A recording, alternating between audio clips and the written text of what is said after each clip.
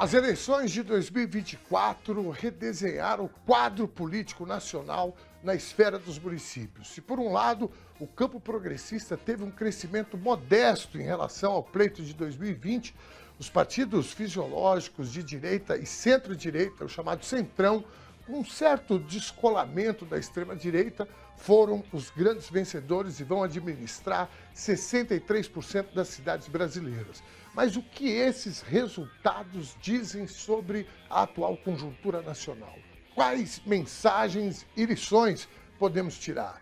A equação que leva o eleitor a escolher o seu candidato não é simples. Em São Paulo, por exemplo, a despeito da cidade viver um verdadeiro caos na saúde, na segurança pública, na falta de política de habitação a milhares de pessoas que vivem em situação de rua, o povo decidiu reeleger o atual gestor. Incrível, não? Bom, hoje vamos analisar como esse fenômeno se dá, os resultados das eleições municipais, quais impactos podemos esperar para 2026 e debater os rumos do campo progressista.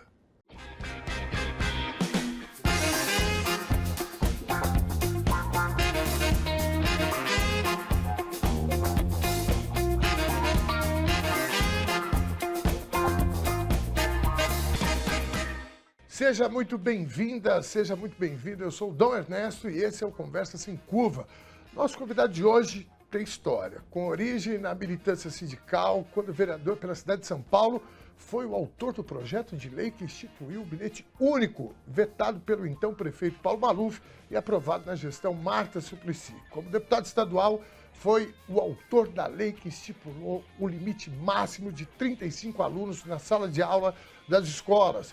Está no seu 5º mandato consecutivo na Câmara dos Deputados, lá no Congresso Nacional, onde foi eleito por 11 vezes um dos 100 deputados mais influentes e é vice-líder do governo Lula. Foi autor das leis anticorrupção de 2013, da improbidade administrativa em 2021, da tarifa social da energia elétrica, do auxílio gás, entre tantas outras contribuições ao povo brasileiro, especialmente para os mais necessitados. Conversa Sem Curva de hoje tem a honra de receber o deputado federal Carlos Zaratini, que, para além desse currículo, também é apresentador do podcast Papo Reto.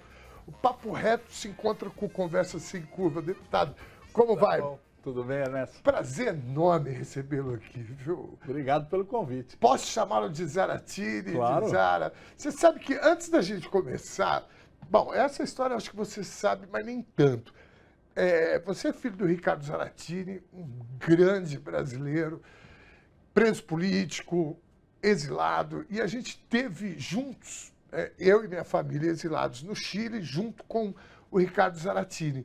E depois a gente se refugiou na Embaixada da Argentina e ele era como se fosse o pai dos meninos órfãos. Não sei se você sabe dessa história, lógico, né?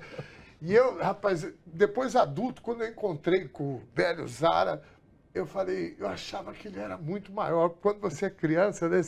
A mesma impressão quando eu fui na Embaixada, agora também na Embaixada da Argentina no Chile, eu olhei e falei, nossa, achei que o prédio era muito maior, né? Mas feito esse registro, eu estou honrado não só pela tua história política que a gente passou aqui agora, mas fundamentalmente por você ser filho do Ricardo Zaratini, o velho Zara. Exatamente. Ótimo, muita história para contar aí. Nossa Senhora. Bom, a gente vai falar sobre eleições municipais, sobre a tarefa do campo progressista, da esquerda, do PT, da tua vice-liderança no governo Lula. Mas antes... Tem um papo que a gente precisa levar aqui, a eleição nos Estados Unidos, cara. Como é que você avalia isso? O inelegível Mequetrefe já está cantando vitória por aí, dizendo que agora está mais fácil para ele. Por favor, como é que você viu a eleição do Trump? Primeiro é o seguinte, né? A gente tem que entender um pouco o que é o Partido Democrata também, né? O Partido Democrata era um partido muito vinculado ao movimento sindical, com muitas relações nos sindicatos, e representava muito os trabalhadores. E com o passar do tempo, o Partido Democrata passou a ser um partido de ideias liberais, né? De ideias comportamentais, né, que foi estimulado e se refugiou nas universidades norte-americanas. E acabou se afastando do trabalhador, né, acabou perdendo essa base. Então, enquanto que o Trump, né, começou a fazer um discurso que era música no ouvido do trabalhador, que era o seguinte: não, eu vou fechar o país, vou cobrar tarifa dos importados, vamos incentivar a produção nacional, vamos voltar a ser um país forte industrialmente e vou gerar emprego. Então, apesar de que o desemprego lá não está baixo, não está alto. É uma catástrofe. O desemprego lá é pouco. Mas o que acontece? Os salários são baixos. Coisa que acontece aqui no Brasil também. Então, o Partido Democrata ele foi perdendo essa interlocução com o trabalhador, enquanto que o Trump, que é um bilionário, que defende os interesses dos bilionários, o cara que está sempre do lado dele é o Elon Musk, né, que é um bilionário. Então, essa plutocracia, né, que é o governo dos endinheirados, ela vai tomar conta de novo, mas com um discurso que interessa, né, o que aparentemente interessa para os trabalhadores. E aí, esse Bolsonaro, que não tem nada a ver com essa história, né, ele quer pegar carona, porque, enfim, é um movimento da ultradireita mundial. Então ele quer pegar carona nisso, né, e falar, não, agora nós vamos voltar, tal. Eu acho que ele está muito longe ainda das chances dele voltar. Primeiro, por impedimento jurídico, né, está condenado, está com processos, né, eu acho muito difícil ele superar isso. E segundo, porque aqui o Brasil não é a mesma coisa dos Estados Unidos, né? Não é. E o discurso do Bolsonaro é um discurso de direita populista, mas que não é um discurso que ainda atinge os trabalhadores como um todo. Ele tem muita força na área rural, né? Tem muita força onde o agronegócio é forte, Mato Grosso do Sul, Goiás, Rio Grande do Sul, mas ainda não tem um discurso que abrange o conjunto dos trabalhadores. Então, eu acho que a gente tem muito chão aí para melhorar o nosso governo e para ganhar as próximas eleições. Muito bem. O Guilherme Boulos disse agora, acho que essa semana, que a gente corre um risco aqui de esvaziar o discurso do campo progressista da esquerda e cair numa armadilha da gente ter a política sem o campo progressista, como é nos Estados Unidos, segundo o Boulos, que ele coloca a extrema-direita e a direita no jogo e a gente praticamente fora desse jogo. Você concorda com essa avaliação, deputado Zaratini? Olha, eu acho o seguinte: primeiro a gente precisa atualizar o nosso discurso, né? Nós precisamos observar a realidade e ver exatamente como a gente pode solucionar os grandes problemas nacionais. Nós temos problemas que estão irresolvíveis, né? A questão da habitação, a educação no Brasil, são problemas que a gente precisa ter uma proposta mais moderna, mais nova, para a gente poder avançar. A geração de emprego, a industrialização do país, né? A ciência e a tecnologia que nós precisamos desenvolver. Então a gente precisa ter um plano para um salto no desenvolvimento do país. Eu acho que essa é a questão central. E esse desenvolvimento tem que ser inclusivo, ou seja, não pode ser só gerar benefícios para uma elite, ele tem que gerar benefícios para o povo como um todo. E a outra questão, garantindo a democracia. Mais do que garantindo, ampliando a democracia no país. Nós precisamos ter instituições cada vez mais abertas e democráticas para o povo poder participar, poder opinar. Então, eu acho que nós precisamos atualizar o nosso programa. Agora, nós precisamos também perceber uma coisa. Hoje, as disputas são eleitorais. O PT é um partido que ele ainda é um partido que se forma como um movimento. Então, ele discute mil coisas e tal, e muitas vezes não se prepara para as eleições. Então, o grande problema que nós precisamos discutir no PT também é a gente perceber, nós somos um partido eleitoral e o resultado se mede em votos. Sim. Você entendeu? Tudo que você discute na vida, fala, tal, no fim das contas você vai olhar o quê? Quantos votos esse partido teve, quantos vereadores, quantos deputados, quantos prefeitos ele elegeu. Então, às vezes a gente fica numa discussão só de teses e não vai para aquilo que, no fim eu preciso ter voto. Então, a gente precisa ter uma modernização, um aggiornamento, como dizem os italianos, do nosso programa, né, atendendo às necessidades da realidade brasileira e, ao mesmo tempo, nos preparar melhor para as eleições. Essa eleição agora, a gente pode discutir São Paulo e as capitais, mas se a gente olhar o Brasil, os mais de 5 mil municípios, o PT estava muito enfraquecido, muito desestruturado na imensa maioria desses municípios. Sim. Então, não adianta você querer achar que vou ganhar as eleições, vamos eleger mais prefeitos. Se você não tem candidato preparado, se você não tem candidato a vereador, não adianta. Sim. Bom, uma questão, enquanto você falava aqui, me ocorreu. O Trump, um bilhardário, teve os votos de boa parte dos trabalhadores nos Estados Unidos. Pegar a cidade de São Paulo aqui, o Ricardo Nunes também, né, o mapa eleitoral nos mostra que esse campo, né, também votou em peso no Ricardo Nunes. Você acha que nos falta, então, um programa, como você disse, que o PT pensa nessa questão? Você acha que o ponto-chave é esse, deputado? Não, eu acho que assim, eu acho que nessa eleição o Boulos foi muito bem, né? Ele preparou um programa para a cidade, né? Ele disputou, fez uma campanha ótima. Agora, qual foi o problema no meu ponto de vista? O PT e as forças progressistas tiveram os 30% que sempre tem na cidade de São Paulo. Se você pegar lá, Luiza Erundina foi eleita com 29%. A Marta foi eleita com 30% no segundo turno, ganhou. O Haddad é a mesma coisa. Né?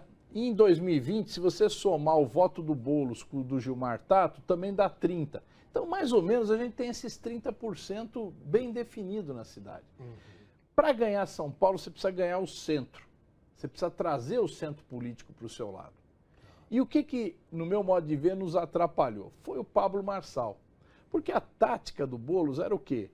Caracterizar que o Nunes estava aliado do Bolsonaro, era um candidato da extrema-direita. Tanto é verdade que o vice do Ricardo Nunes é uma indicação do Bolsonaro. E uma indicação do Bolsonaro e raiz. Raiz, é um cara... E o que aconteceu? Apareceu o Pablo Marçal. E o Pablo Marçal que se caracterizou como bolsonarismo raiz. Então, de certa forma, ele empurrou o Ricardo Nunes para o centro. Sim. Ainda que o Boulos falasse, não, os dois são igual, os dois são a mesma coisa. Quem era o cara que era da extrema-direita? Era o Pablo Marçal. Sim. Então, isso... E eu acho que aí a gente cometeu um certo erro na campanha de perder tempo atacando o Pablo Marçal. Sim. Né? O Boulos, num certo momento, ele falou, pô, mas nós precisamos também atacar o Pablo Marçal. E eu acho que, para nós, se fosse o Pablo Marçal, a gente teria reais chances de ganhar, porque aí sim a gente atrairia o centro para a nossa candidatura. Sim. Eu estava observando isso nesse percurso por conta da baixa rejeição do Ricardo Nunes. Eu dizia, cara, mas como é que pode, né? O cara sendo um gestor pífio, né? Um cara inexpressivo e o cara ter uma rejeição tão baixa e sendo bolsonarista. Esse ingrediente que você trouxe aí é muito interessante. Mas ele, na verdade, nunca se colocou como bolsonarista. Ele sempre teve o cuidado de se afastar do Bolsonaro. Ele nunca... Ele evitava reunião, Sim. Ele evitava contato para tentar... Ele assumiu no finalzinho, numa churrascaria. Mas foi ali envergonhado, né? E para quê? Para não queimar o filme. Então, e fez um governo absolutamente sem nenhuma marca em São Paulo. Então, quando você não tem marca, você não tem aprovação, mas também não tem rejeição. Se a gente recuperar a Marta, quando ela criou os céus, a classe média de São Paulo, que paga escola privada para os seus filhos, muita gente falava, mas não é possível essa mulher fazer escola desse tipo lá na periferia de São Paulo, enquanto eu pago uma escola para o meu filho que é inferior a essa e eu tenho que pagar. Então isso criou um antagonismo da Marta com a classe média, entende? Então o povo adorou, tanto é que a Marta ganhou as 2 eleições seguidas prefeitas mais bem avaliadas. Na periferia. Somando com o bilhete único, que foi outra política bem sucedida, mas que também era criticada na época. Porque muita gente criticava o bilhete único. Ah, que absurdo. O Serra, quando ganhou da Marta, ele queria acabar com o bilhete único. Aí ele não conseguiu. Então, nós temos que entender um pouco essa situação aqui de São Paulo, entende? Muito bem. É complexo. Então, para tranquilizar o nosso telespectador, você não acredita que o Inominável vai ter alguma moleza a partir de agora, alguma influência do governo americano, mesmo que seja na base da pressão aqui na Suprema Corte? Não, eu acho assim, o que influencia o governo americano, lógico, tem influência na sociedade em geral, claro, porque, enfim, tem influência cultural, tem uma série de coisas. Mas nós estamos falando de casos de polícia. Mas a influência mesmo que os americanos têm é sobre uma parte dos militares. Porque muitos militares brasileiros fizeram curso nos Estados Unidos, moraram nos Estados Unidos, foram adidos militares, fizeram academia, fizeram trabalho conjunto com os militares norte-americanos. Então isso influencia demais a esses militares. Então a minha preocupação sempre é o seguinte, eu tentei fazer essa mudança, não conseguimos. Quando a gente teve a tentativa do golpe de 8 de janeiro, qual era a nossa ideia? Era alterar o artigo 142 da Constituição, afastando os militares da política. Esse era o objetivo que a gente tentou trabalhar, nós não conseguimos ter esse impulso e o próprio governo não ajudou nisso. Mas a gente precisava ter feito isso. Por quê? Porque o militar ele não pode ter nenhuma atuação. Lá nos Estados Unidos mesmo, o Trump tentou usar os militares para repreender, para reprimir o movimento negro que estava se manifestando nas ruas. E os militares falaram, não, nós não vamos. Teve um que pediu desculpas, né? Exato. Ele foi num passeio com o Trump, na Casa Branca, um outro ponto, e aí no outro dia ele pediu desculpas para a sociedade americana. Hoje o nosso comando militar é um comando militar que está atuando de uma forma correta. Na minha opinião poderia ser melhor, mas nós estamos vendo punições contra coronéis que participaram da articulação golpista. Nós não estamos vendo nenhuma solidariedade em relação ao alto comando do governo Bolsonaro, né? General Paulo Sérgio, General Braga Neto, o General Heleno, que estavam profundamente envolvidos na articulação do golpe, né? Então, essa turma que está hoje no comando não quer papo com o golpismo. Agora, a gente sabe que lá dentro tem muita gente relacionada com os americanos. Então, eu acho que a gente precisa tomar cuidado, entendeu? E eu acho que a gente perdeu a oportunidade de fazer uma mudança constitucional importante, afastando os militares da política de uma vez por todas. Mesmo essa influência, ou talvez essa relação mais próxima de alguns militares com os americanos, não foi também capaz de a gente ter aqui na tentativa de golpe um aporte do governo americano ou mesmo do exército americano, né? Isso porque não foi era o governo Biden. Sim. Era o governo Biden. Sim. E o governo Biden falou, não, deixa tomar posse o Lula. Nesse ponto a gente tem que reconhecer que o governo americano, sob a gestão do Biden, sustou qualquer tipo de apoio a uma aventura golpista. Então isso ajudou. Agora, não podemos dizer que o governo Trump faça a mesma coisa, né? Bom, eu vou te fazer uma pergunta, mas vou te pedir para você responder só no próximo bloco. Anistia, vai ter anistia? Sai daí não, daqui a pouquinho o deputado Carlos Zaratini vai responder a nossa questão.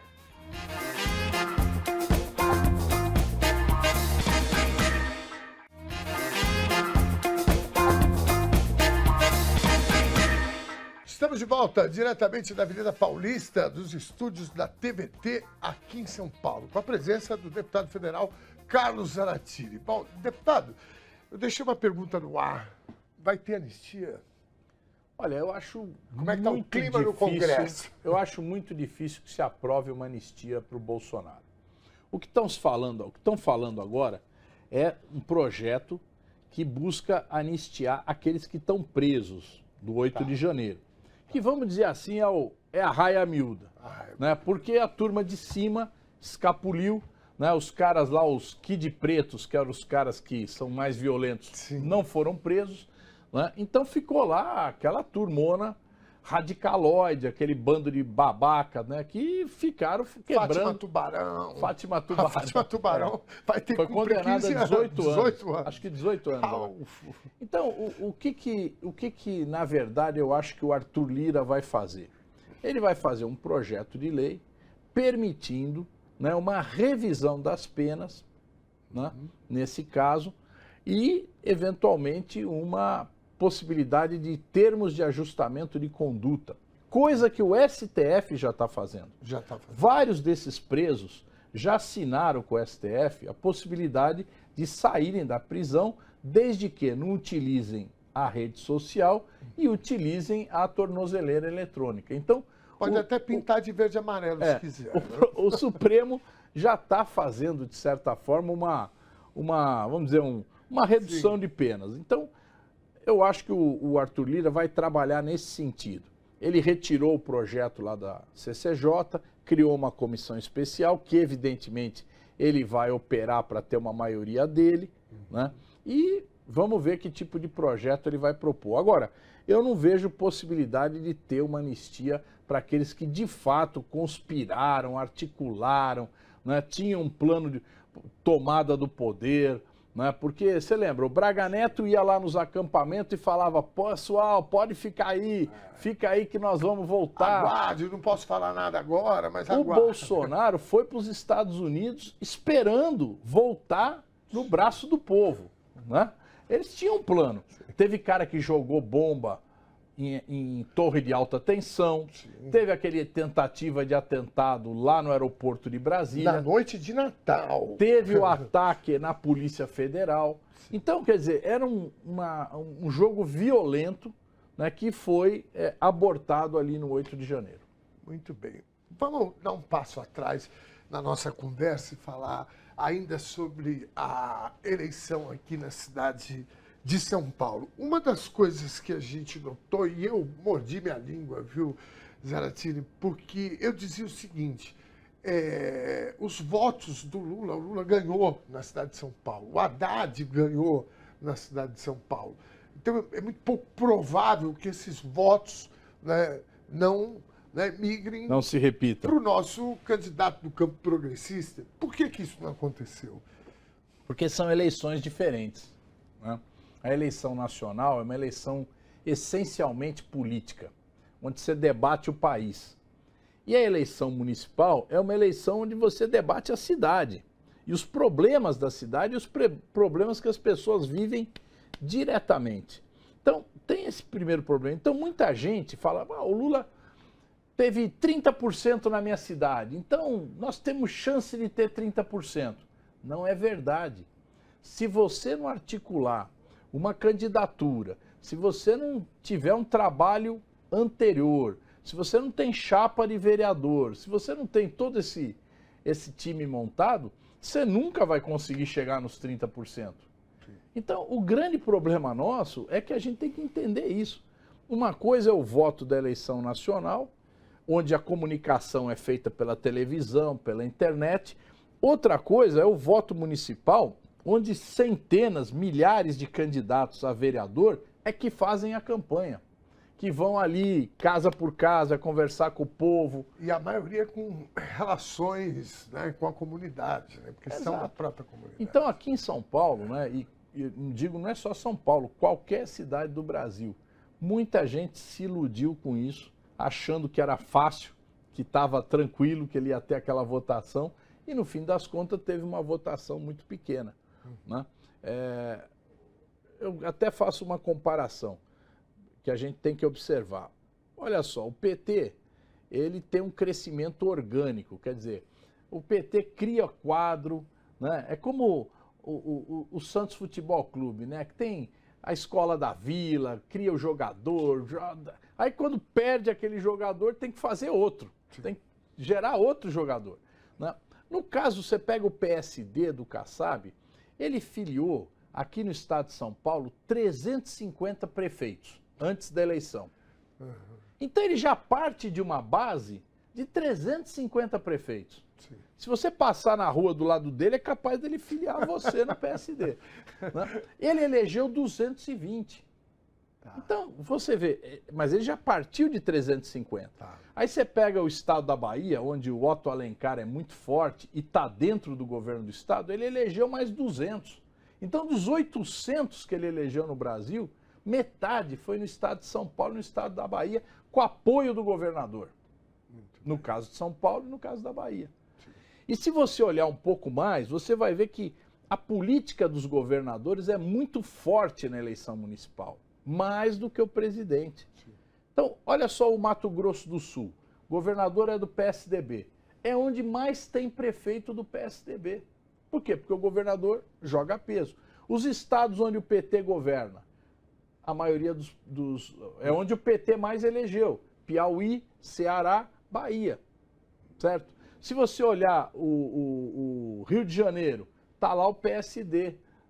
Aliás, o partido governador lá é o PP. Então, agora estou confuso se é PP ou PS.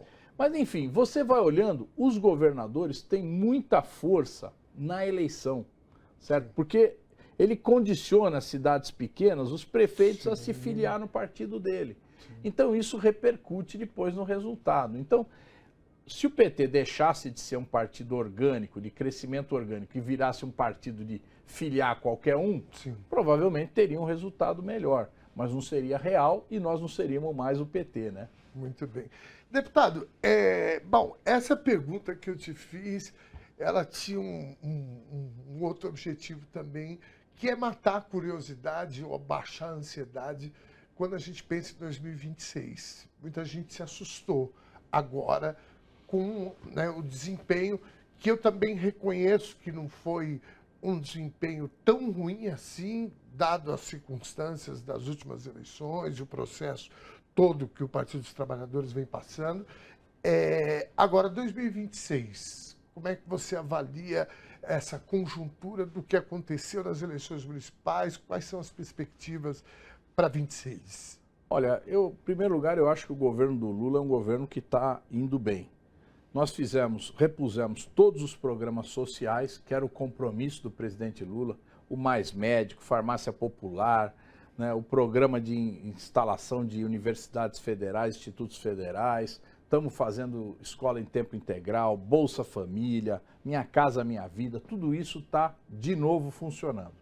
Né?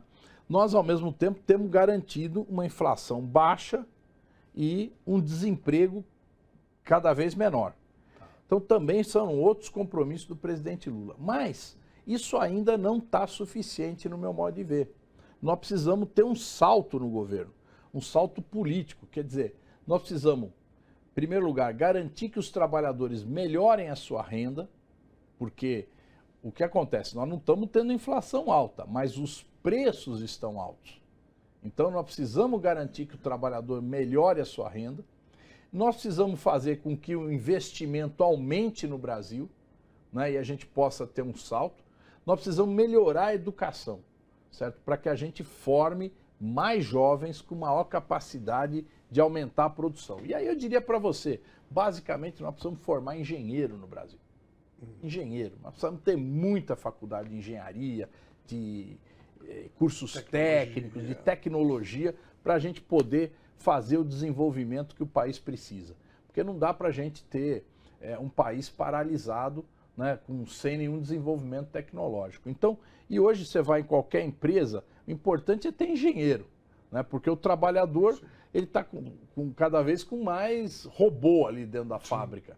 Mão de obra qualificada. E nós precisamos, nós precisamos qualificar o nosso trabalhador. Então, eu acho que a gente precisa dar esse salto. E é isso que a gente está discutindo na bancada do PT, né, que nós precisamos avançar, ter propostas que garantam investimento. E nós temos as restrições. Então, por exemplo, tem o arcabouço fiscal. Está aí agora o Haddad batalhando para ver como é que resolve essa questão do arcabouço. Então, nós precisamos achar outros caminhos, outras soluções, porque se a gente limitar esse investimento ao orçamento federal, realmente nós não vamos ter muita saída. Nós precisamos trazer outros recursos de dentro e de fora do país. Tem duas situações que me chamam muito a atenção. Primeiro, todos os dados sociais e econômicos mostram que houve um avanço gigantesco, eu diria, e também imprevisível pelos tecnocratas de plantão, que ficavam, o PIB não vai crescer, não, imagina, enfim. Nós estamos bem acima das expectativas. E mesmo assim, isso não se concretiza com a opinião pública, como a avaliação do governo. Eu avalio, deputado, você fique à vontade de discordar e me corrigir aqui, mas eu avalio que o governo vai muito mal na comunicação. Eu acho que esse é um dos grandes problemas do governo, de não saber se comunicar na era, tanto na televisão como nesse novo fenômeno que são as redes sociais, a comunicação digital. Um outro campo que aí eu tenho um pouco de dúvida nessa tese, de que o campo progressista se afastou das bases. O Frei Beto esteve aqui com a gente, fez uma avaliação parecida com essa, e eu ouço muita gente falando sobre isso. Hoje de manhã, eu respondi para um amigo, eu tive uma pequena experiência na gestão pública e eu percebi rapidamente de que ganhar as eleições não significa ganhar o poder. Então, devagar com andar na carruagem aqui, porque as coisas não são bem assim. Eu queria que você falasse sobre essas duas frentes aí. Bom, eu acho assim, primeiro, a avaliação do governo. Eu concordo com você, o governo está tendo resultados excelentes, mas não são suficientes. Nós precisamos avançar mais, né? Nós precisamos empolgar mais. O Brasil precisa sentir tesão, como o povo fala, de falar, esse é um governo que realmente está mudando as coisas. Então, nós estamos cuidando da pobreza no Brasil, estamos com programas sociais. O Lula quer fazer uma coisa que vai ser muito positiva para a classe média, que é isentar de imposto de renda quem ganha até R$5.000. Isso pega quase 90% dos trabalhadores brasileiros. Nós estamos com crédito para os empreendedores. Aí a turma que fala do empreendedorismo, o governo soltou um programa agora que chama Acredita, que é um programa de muita disponibilidade de crédito para o pequeno empreendedor. Então, quer dizer, o governo está fazendo, mas nós precisamos dar um salto. E aí entra a questão da comunicação também. Porque a hora que você consegue dar esse salto, você tem que comunicar. Nós temos problema de televisão, nas rádios, na internet, mas nós precisamos fazer enfrentamento político. E aí que eu acho que é um problema, vamos dizer assim, não tão do canal que a gente usa, de como usar o canal, mas de ter o debate. Então, o presidente Lula, ele faz o enfrentamento, ele vai para a luta, ele vai para o debate. Mas os nossos ministros ainda não estão fazendo isso. Então, o ministro... Todo ministro que vai... não faz uma falta, desculpa, deputado te interrompeu. Então, mas o ministro que for em qualquer estado brasileiro, ele é notícia. Sim. Se você chegar e falar, o ministro vai dar uma entrevista aqui em Manaus, chove, vai todo mundo lá para ouvir a entrevista. Então o cara tem que fazer um embate político. Sim. Tem que falar o que o governo está fazendo, tem que criticar os que são contra, tem que fazer essa confrontação. E quem é o melhor? Quem é a notícia? É o governo. Né? O PT, logicamente, pode fazer muita coisa, mas a máquina do governo, a capacidade de decisão, de execução, a decisão, qualquer decisão de governo afeta as pessoas. Diretamente. Então você precisa explicar isso. Né? Então cada coisa que o governo vai fazer... Agora, por exemplo, nós vamos ter todas essas discussões que está tendo do ajuste que é necessário para que a gente cumpra o arcabouço. Isso vai exigir muito embate político. Muito embate político. Então, se ficar o Lula e o Haddad falando e o resto não ajudar, realmente vai ser difícil a gente enfrentar.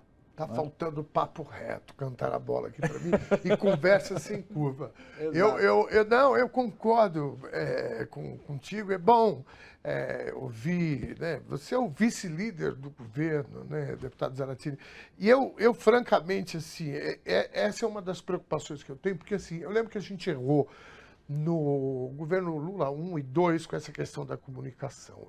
Uma das coisas que mais me incomodou durante todo esse tempo foi essa questão da comunicação.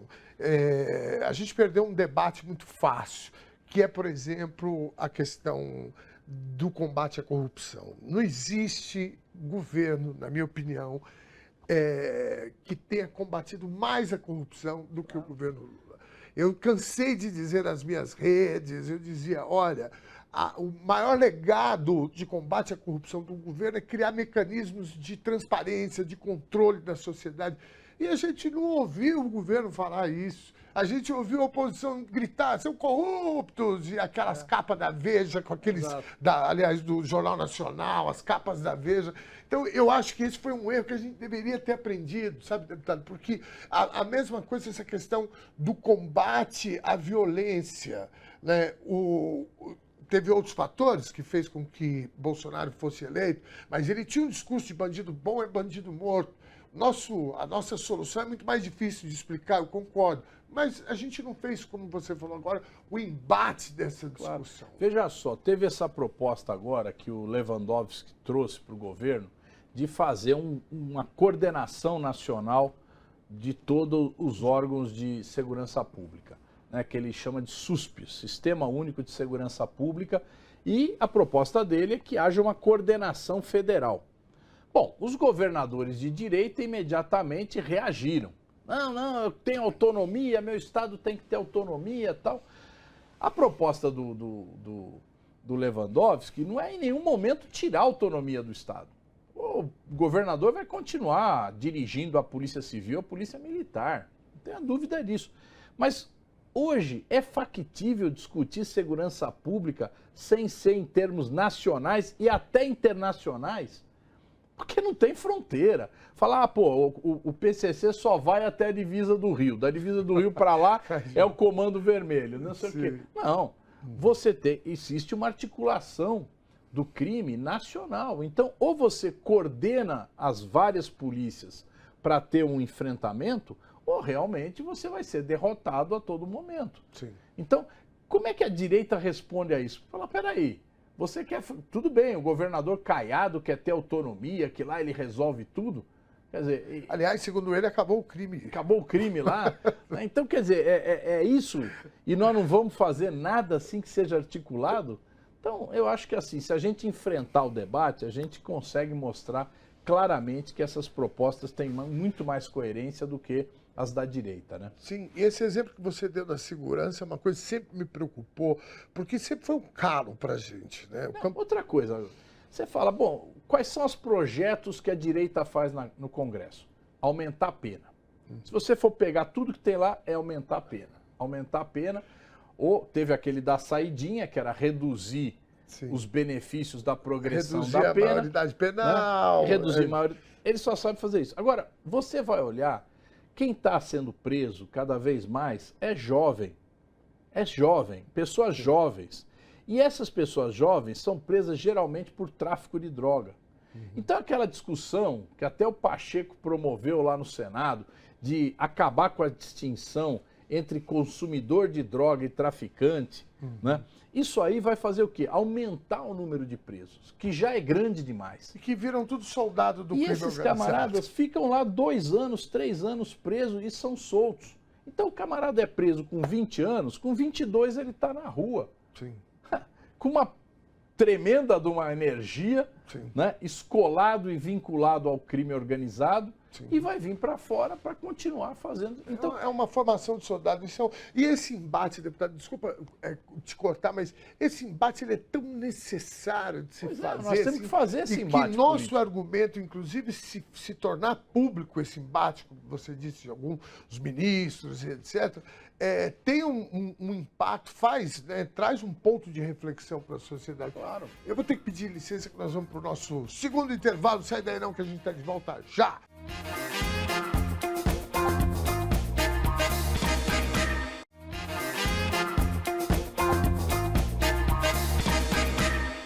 Chegamos ao terceiro e último bloco do Conversa Sem Curva, com a ilustre presença do deputado federal e vice-líder do governo Lula, Carlos Zaratini. Bom, a gente estava falando aqui, deputado, sobre essa questão do embate político. Vossa Excelência, como vice-líder do governo. Como é que está essa discussão? Vocês conseguem fazer essa discussão? Eu estou perguntando mais a título de curiosidade mesmo, porque às vezes eu fico aqui com as minhas reflexões, eu falo, gente, eu precisava gritar isso para alguém. Vocês estão conseguindo fazer essa discussão, essa avaliação de estratégia? Como é que está? Claro. Nós estamos fazendo a discussão, estamos fazendo o debate. Nós estamos começando a debater, inclusive, uma proposta que eu acho que vai ser muito bom. O ano que vem vai ter as eleições do PT aí no primeiro semestre, quer dizer, o PT vai renovar todas as suas direções. Isso sempre é um momento de avaliação. Tá. E nós estamos querendo pegar a bancada federal, são 69 deputados. Né? A ideia nossa é o quê? Levar esses deputados, circular o Brasil inteiro. Então, uma caravana. Não, mas todos os deputados viajarem. A gente quer fazer um hall de projetos onde a gente possa divulgar esse projeto. Por exemplo, vou te dar um exemplo aqui, um projeto que a gente está discutindo. A PPSA é uma empresa pública, 100% do governo, que fica com a partilha do petróleo. Porque a lei da partilha diz o seguinte, olha, uma parte do petróleo é da empresa que extraiu, Petrobras, Shell, sei lá qual, e a outra parte é do governo. E eles entregam o petróleo para a PPSA, que pega esse petróleo, estoca esse petróleo, contrata um navio, exporta esse petróleo ou leva para uma refinaria, enfim, que comercializa o petróleo. Tá. Nós temos essa PPSA, ela já tem de recebíveis, porque você sabe que quanto tempo vai durar esse petróleo que está entrando hoje, está tudo bem dimensionado, ela tem de recebíveis 300 bilhões de dólares para os próximos 30 anos. O Paulo Guedes, aquele ministro do Bolsonaro, ele queria pegar... Diz que ele está andando lá no calçadão, na zona sul do Rio de Janeiro, não levanta nem o rosto, só olha para baixo, perdão, deputado. Diz que ele queria pegar esse dinheiro e antecipar essa receita. E com isso pagar a dívida. O que nós estamos discutindo? Por que não pegar esse dinheiro, antecipar a receita e fazer um super PAC? Né? Um grande programa de investimento muito maior do que o atual, para a gente investir em moradia, para a gente investir em infraestrutura, para a gente investir na educação. Então, isso fora do arcabouço fiscal. Esse dinheiro iria para crédito de empresas fazerem esses investimentos. E a gente fazer um grande projeto de desenvolvimento.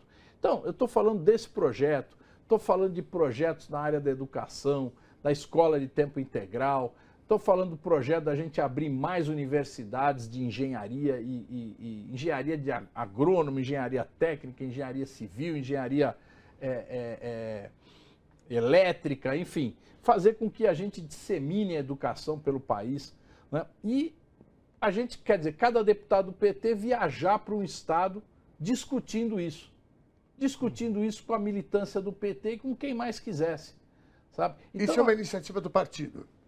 Não, é do partido, lógico, mas da bancada também. Bancada, tá. Entende? Os deputados viajarem. Porque o deputado sempre é um deputado que vai para uma cidade, é uma personalidade que chegou na cidade. E então, isso vai aquecer o embate. Né? E a gente precisa disso, a gente precisa fazer esse enfrentamento. Isso é uma resposta, o Lula sempre cobra da gente isso. Os deputados têm que viajar mais, têm que andar pelo país, andar pelo Brasil.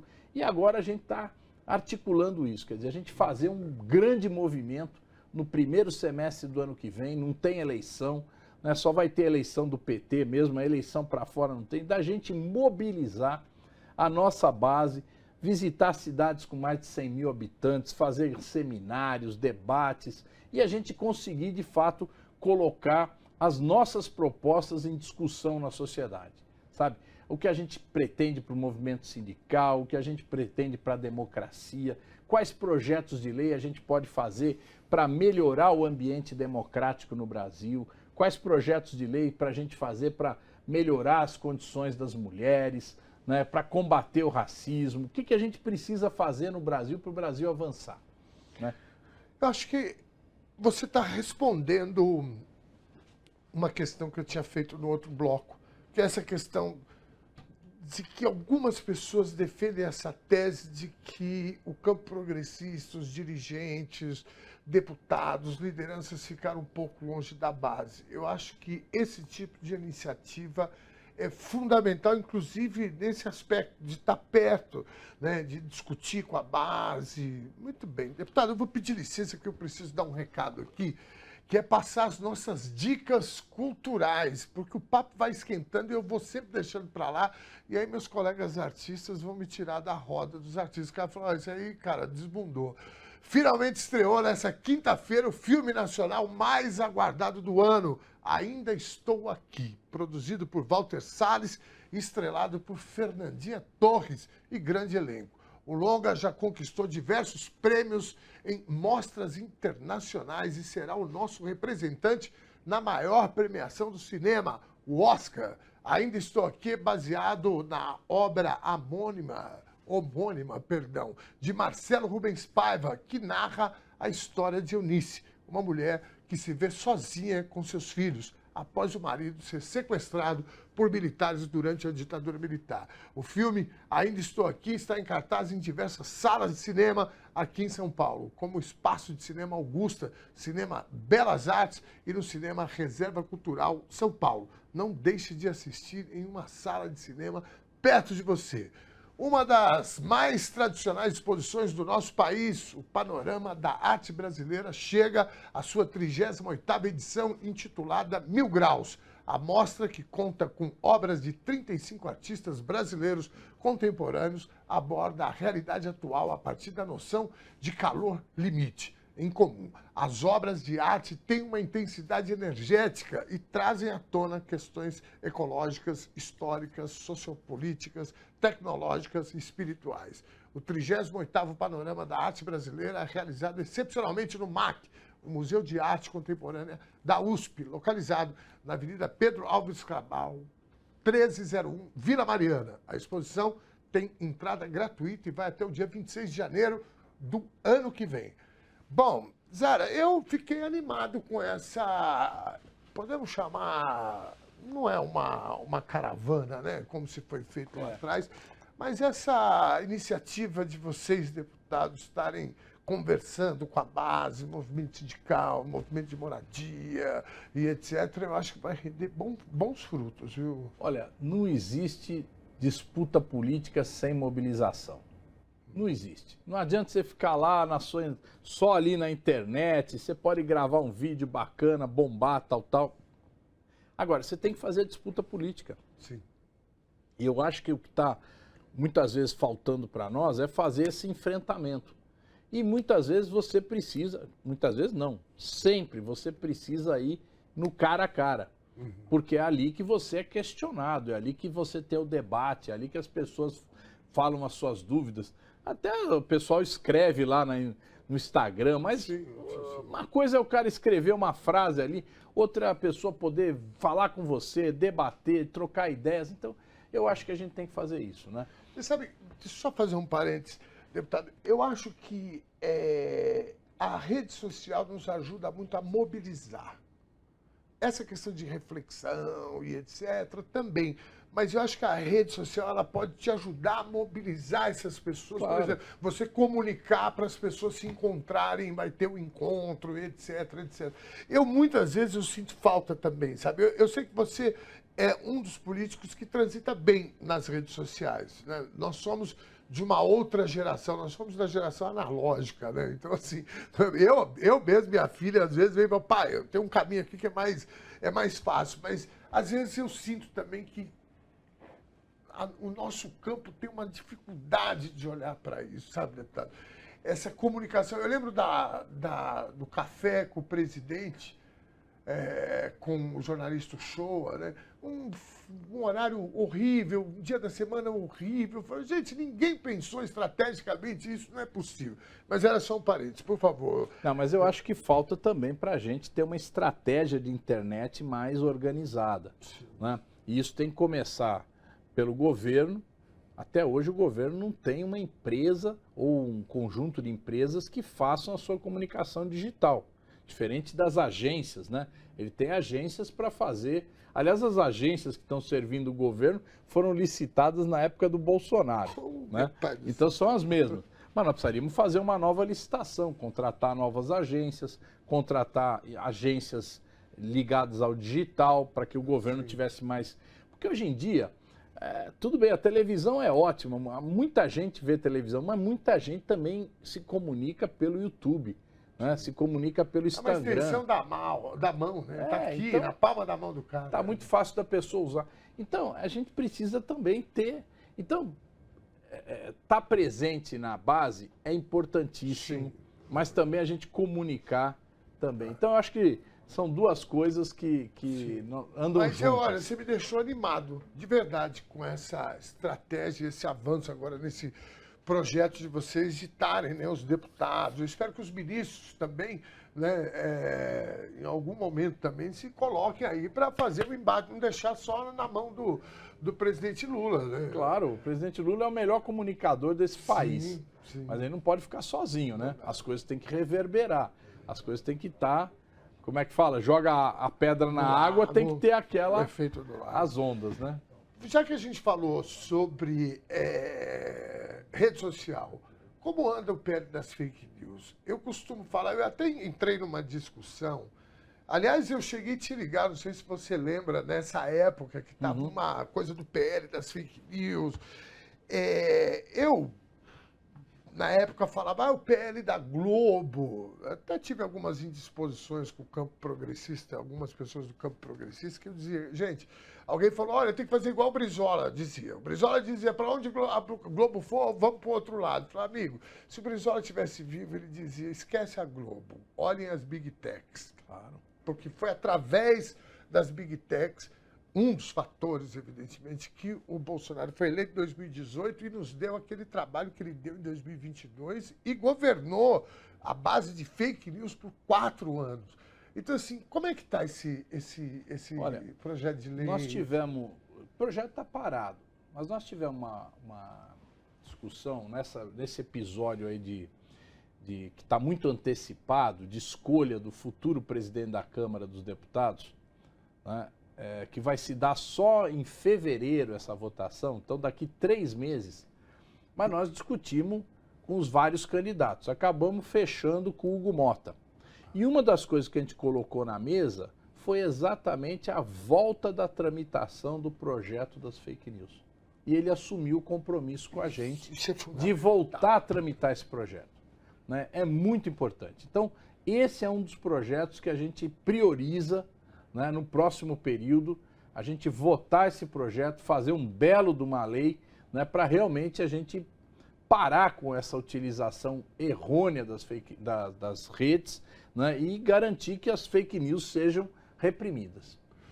Deputado Carlos Zaratini, honrado demais, agradecido demais de você ter vindo aqui com a gente. Espero contar com a tua presença, ilustre presença aqui outras vezes, viu? Muitíssimo obrigado. Obrigado você, obrigado a todos que nos ouviram aí.